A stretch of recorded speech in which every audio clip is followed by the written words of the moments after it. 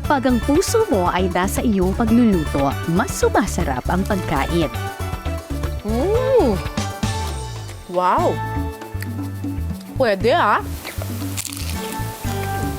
It's actually good. Nag-melt na yung cheese. Mga kapuso, usapang puso po tayo ngayong gabi sa Pinasarap. So, once na nahanginan siya kaagad, may iitim ho kaagad yung puso natin. So, para maiwasan. Ayaw natin ng maitim na puso. Opo.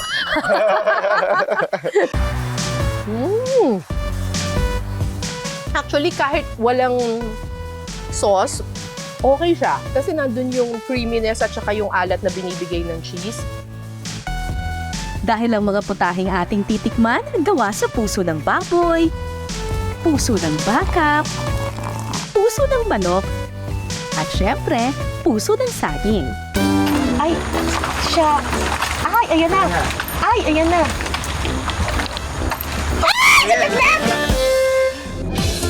Makakasama rin natin ang Korean vlogger pero may pusong Pinoy na si Jessica Lee. Partner, adobo so white. Kakasakaya siya sa ating hamon? Wow. I'm so scared. Akala ko kumain ko lang sa Pinasarap. Pero, my challenge. So, guys, parang ito talaga yung tao. Parang sobrang challenge ang itong episode. Daming puso, makain. Parang itsura niya, liver talaga. Mahilig tayong mga Pilipino sa adobo. Kapag hinaluan mo pa ito ng puso, sigurado perfect ang luto. Wow, ang daming puso ng manok.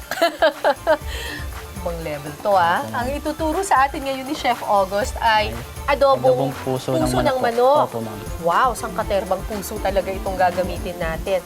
So, adobong gagawin natin, pero nakikita ko dito may saging. May twist po naman po yan, ma'am. Toppings po. Ngayon lang ako makakatikim ng ng adobo na may saging.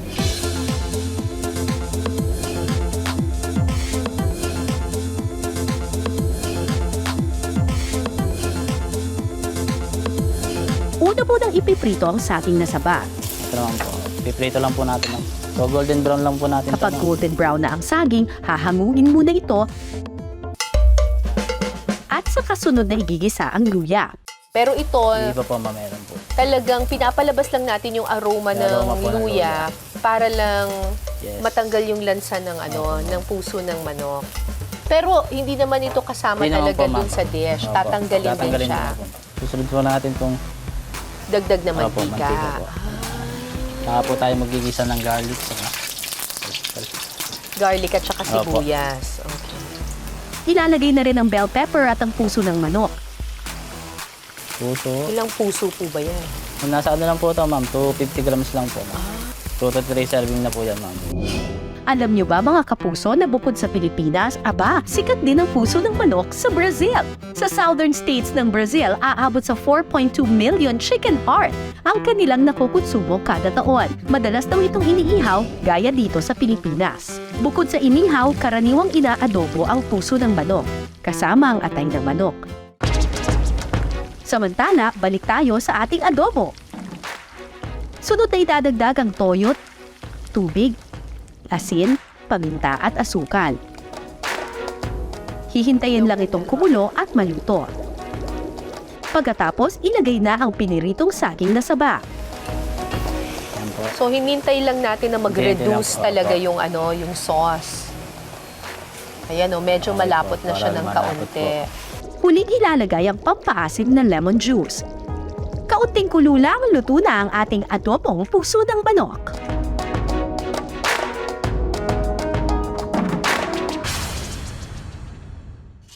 I think yung saging na saba, nagbibigay siya ng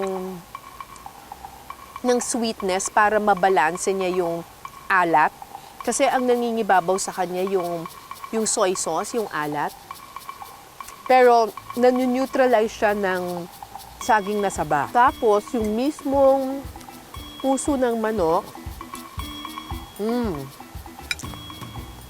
malambot siya. At saka ang galing na walang lansa yung yung puso ng manok. For our next dish, ang bidang sangkap naman, puso ng saging.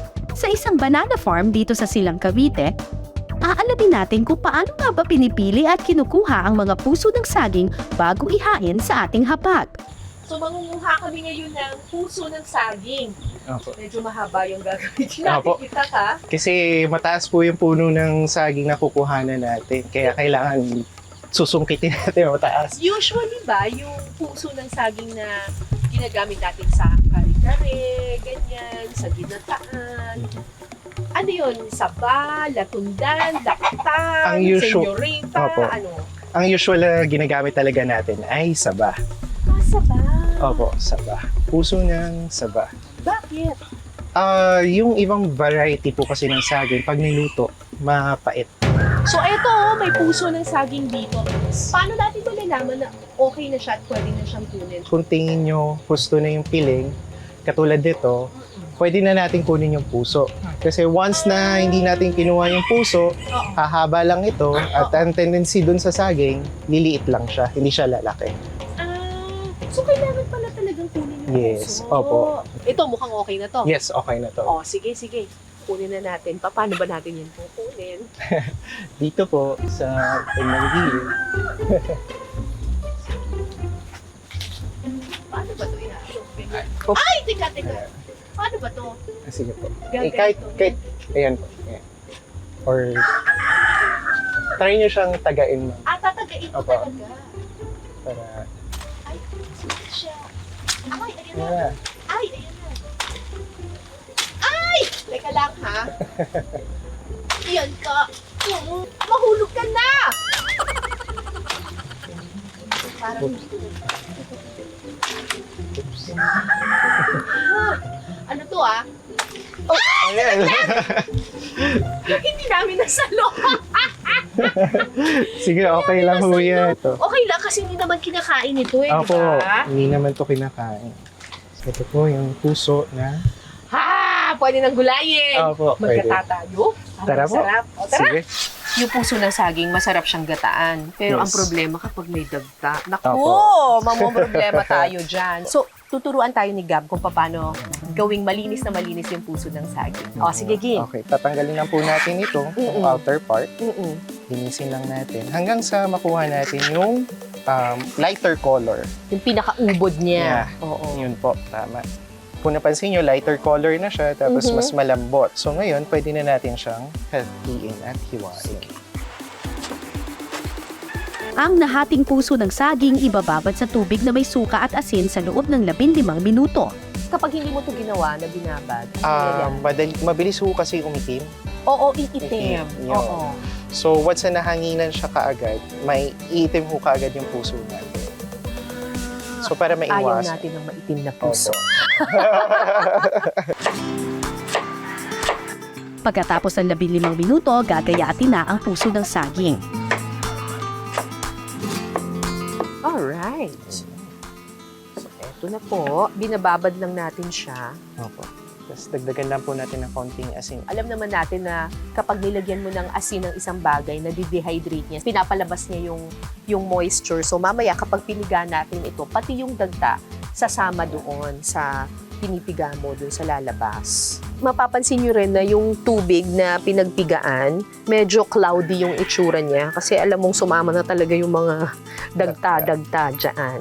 Naku, kapag hindi nyo po ginawa itong step na to, ang pangit.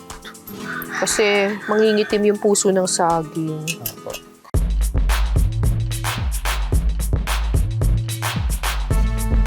Mas mainit na po yung mantika natin. Mhm. Add na po natin ang sibuyas. Sa totoo lang, ang dali lang nitong iluto. Ang Opo. mahirap lang yung paglilinis ng puso. Bawang. Atin natin ilalagay ang ating baboy. So, gisa lang po natin ito hanggang magmantika yung ating baboy. So, habang niluluto ni Gab yung giniling, pipigain ko na tong puso ng saging. Tatanggalan ko na siya ng tubig. Gawin nyo lang po ito kapag malapit na siya talagang igisa. So, patis. Gisa natin sa Yan. Sunod na ilalagay ang paminta at iba pang pampalasa. So, pwede na ho Pwede natin. ko nang ilagay? Opo. Pwede natin ilagay ang puso ng saging. lalagyan ulit natin ng suka. Para saan? Para... Kasi since gata siya, Oo. yung suka kasi natural na anti-panis. Okay. Hindi mapanis. Kahit mga 3 kutsara lang. 3 kutsara. Sa ganito karami. Ang suka ay preservation agent. Alam natin yan. Kaya nga ang hilig natin mag-adobo tayong mga Pilipino. Hahayaan lang itong maluto hanggang sa lumambot ang puso ng saging. Ayan, ang ganda. Kapag malambot na ang puso, pwede nang ilagay ang ikalawang piga ng gata at saka muling pakuluan ito. Sunod na ilalagay ang kakang gata. Pagkatapos, ilagay na rin ang sili. So, pwede naman yung gayatin, pwede din buo. So, depende ho sa inyo kung anong level ng anghang ng gusto nyo ilagay. Ngayon, ilalagay Yun na na, yung hipon. Pagkatapos ng ilang minuto, Ng saging. Oh, 'di ba? Ang ganda, hindi nangingitim yung puso, dilaw na dilaw pa rin, oh. Luto na ang ating puso ng saging. Ilabas na ang kanin.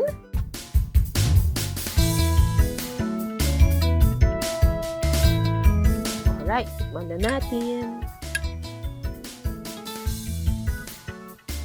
Wow! Lasang-lasa mo yung gata, tapos saktong-sakto lang yung linamnam niya at saka yung alat niya. Tapos, ang maganda sa kanya, yung puso ng saging, may konti pang crunch ba? Hindi siya yung talagang lasog na lasog, tsaka walang dagta, ah. Panalo to. pero hindi pa tayo tapos mga kapuso, may isa pang putaheng ituturo sa atin si Gab. Ang pagkain ito, paborito rin nating mga Pilipino. Lumpia. Pero ang laman, puso ng saging. Dahil naluto na ang ating ginataang puso ng saging, di ba meron tayong natira? Pwede daw itong gawing lumpia. Opo.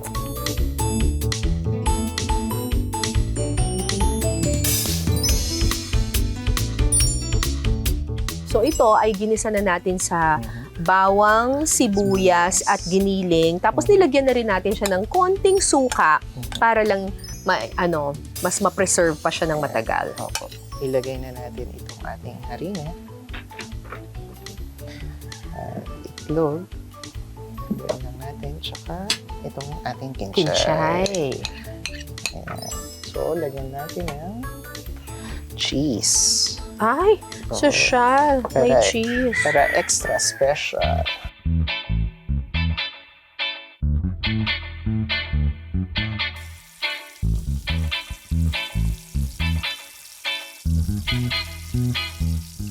Sa totoo lang, dahil luto na naman yung filling ng lumpia, talagang yung wrapper na lang ang niluluto natin Yes. dito di ba? Tapos gusto lang natin mag-melt yung ating cheese. Correct.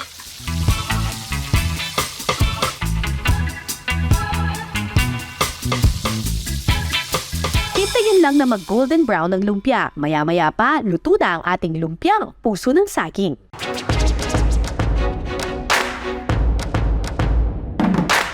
First time ko to So, meron tayo ditong sweet chili sauce. Pero pwede rin suka kung gusto ninyo. Pero dahil may cheese to, mas masarap itong sweet chili sauce.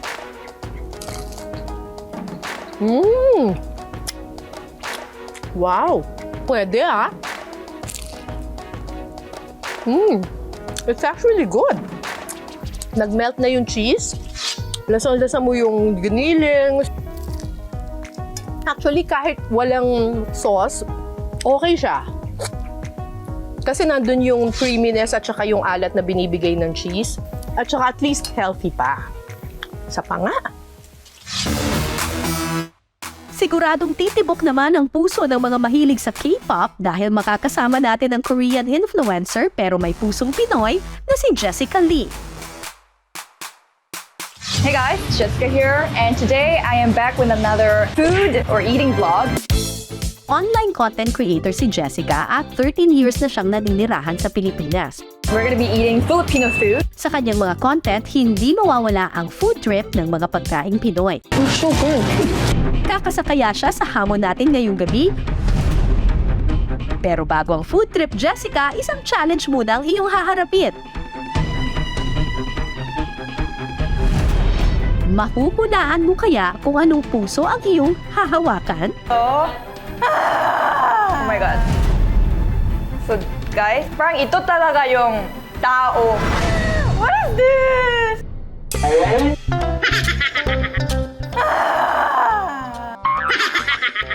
Oh.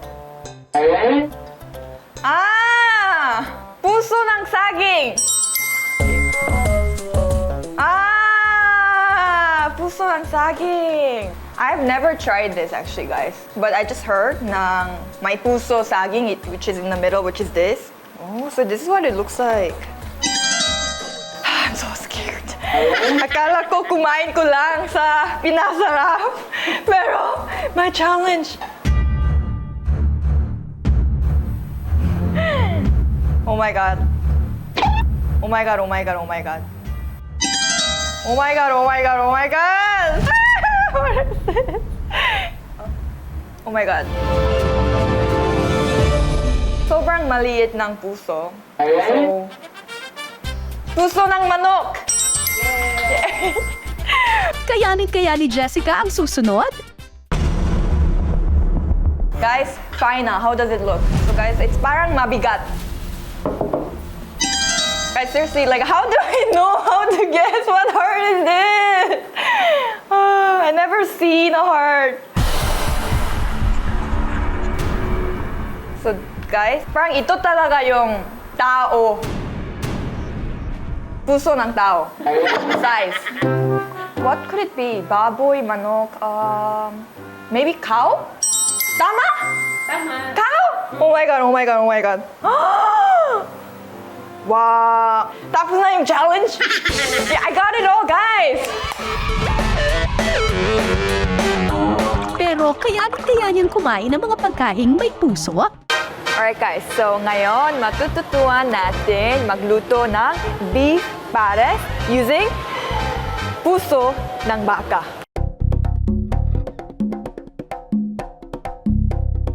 First, we have to saute the garlic first. Next po, pag medyo brown na siya, ikakat po natin to. Can you do it for me? Okay, I'll do it. Bali, napakuluan na natin siya. Ang simmering time po kasi ng beef is 2 to 3 hours. Para it's soft. Yes, and tender. Higigisa na rin ng sibuyas, luya at tanglad. Kasi parang the puso, the texture niya, parang liver. Yes. Sunod na ilalagay ang puso ng baka. You just have to saute it like this and then put the salt, a little bit, just a little bit, and a little bit of pepper. Parang there's nothing na pula here. I thought beef pares is like red. Yeah, because this is the Canto style pares. Yes, it's so- different. Pagkatapos ihalo ng star anise, sibot, beef stock, asukal at celery. Hahaluan din ito ng pampalapot.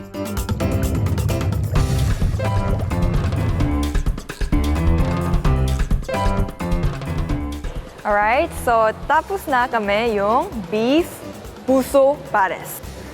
Sobrang sarap ng amoy.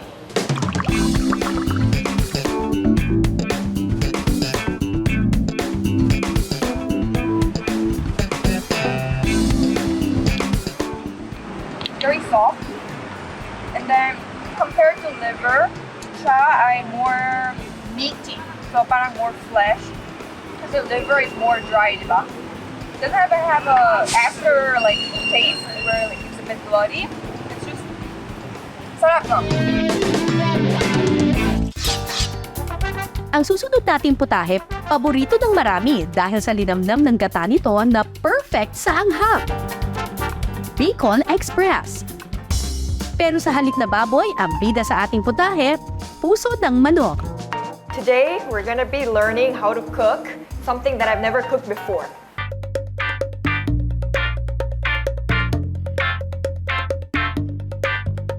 Do you prefer spicy or super spicy? Spicy lang. Okay, lang. Okay. Spicy lang. You can now put the garlic. Tapos dapat medyo mag-brown muna siya, like golden brown, before we put our onion. Sibuyas. Also, yung gizzard natin and yung heart ng chicken, naka-ano na siya, naka-pre-boiled na siya. So medyo malambot na siya. Okay. Igigisa na rin ang sibuyas at luya. Una nating lalagay yung gizzard. Balun-balunan. Yeah, in Tagalog, do you know that? Gizzard muna. Usually, dapat malambot na siya kapag ilalagay. Kasi matagal to eh. Matagal palambutin yung gizzard. Sunod na ilalagay ang puso ng manok at bagoong. Lalagyan na rin ito ng sili, kaunting asin, paminta, at gata.